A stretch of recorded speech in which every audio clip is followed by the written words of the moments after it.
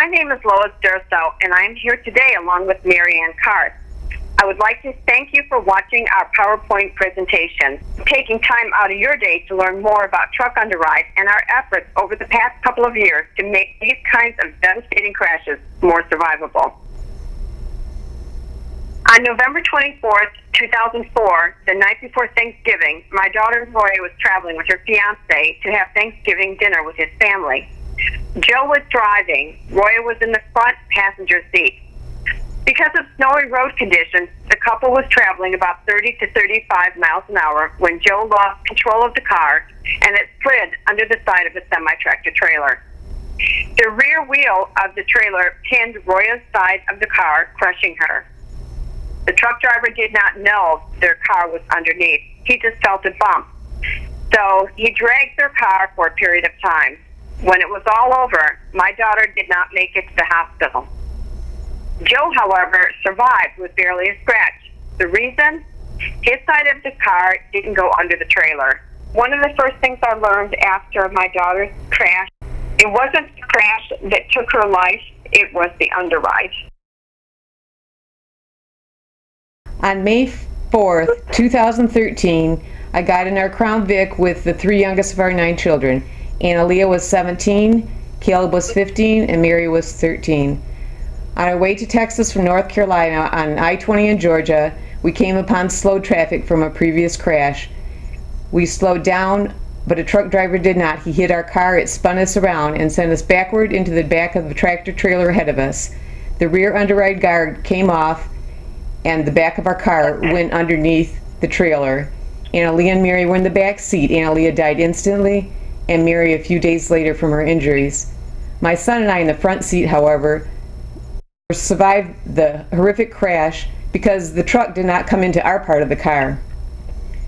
The basic problem with underride is not the weight difference between a truck and a smaller car, or even the size, but the geometric mismatch.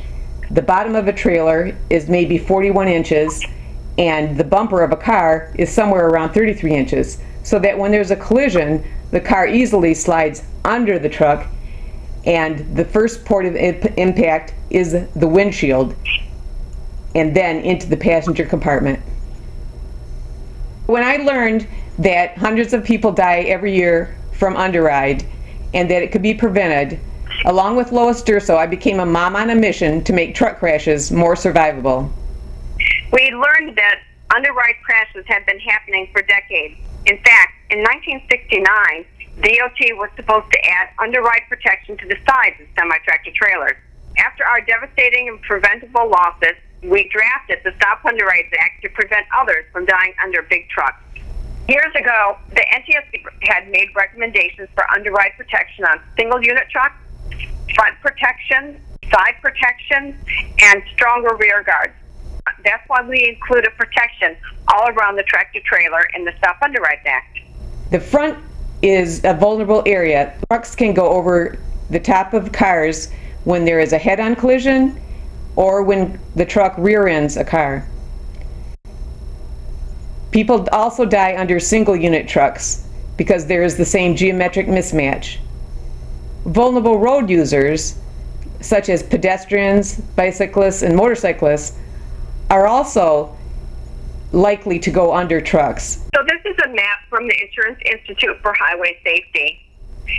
The orange dots represent side underride fatalities for 2015, and the blue dots represent rear underride fatalities for 2015. A lot of people are dying, and we know that the numbers and the dots that you see are underreported.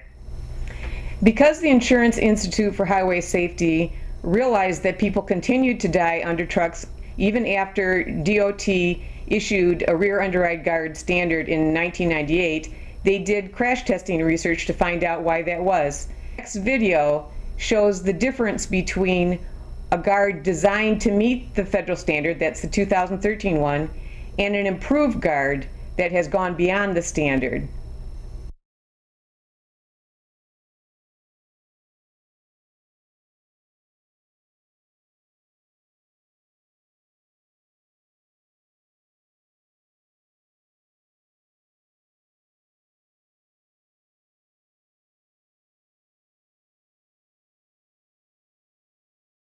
This man survived a crash going at 50 miles per hour on icy road conditions in a multi-vehicle crash, crashed into the rear of a tractor trailer which had one of the newer, stronger rear guards. This is what we are hoping will happen to everyone, that they will survive truck crashes. Unfortunately, these stronger guards are not being sold as standard on all new trailers and are found on only a few of the millions of trucks that are on the road today. So the next video is from the Insurance Institute for Highway Safety. They've done a crash at 35 miles an hour, and they've done another one at 40 miles an hour. What you're going to see is a 35 mile an hour crash. It's a 90-degree angle or a T-bone, and the first car is without protection. Notice that the first point of impact is the windshield.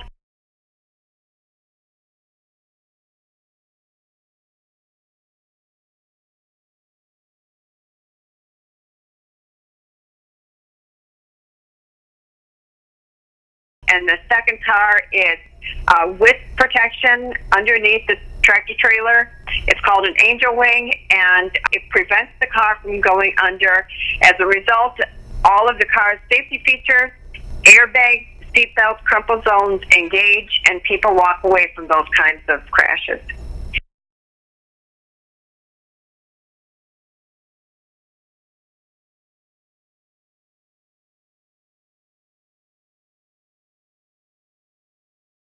Here is a picture. Many times on the Hill, people ask us what the angel wing looks like. It's been very effective in preventing cars from going underneath.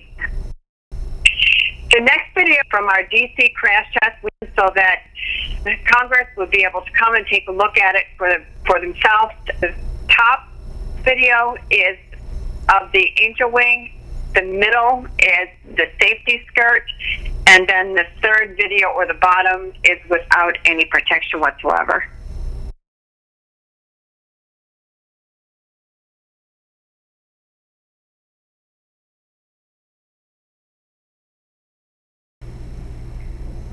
Front underride protection solutions and standards exist in other countries, but not in the U.S.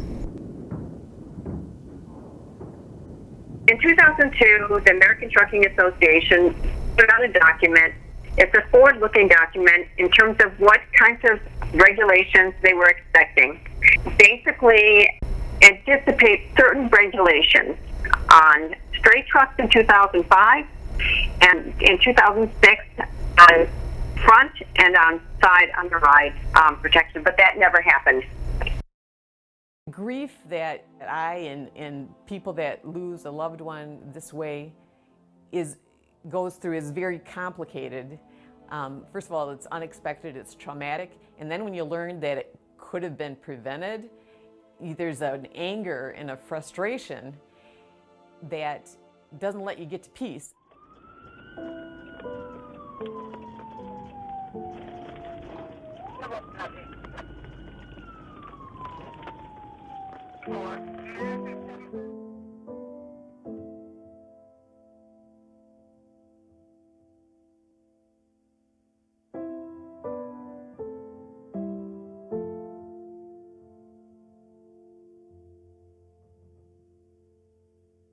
They were only going about 30 miles an hour.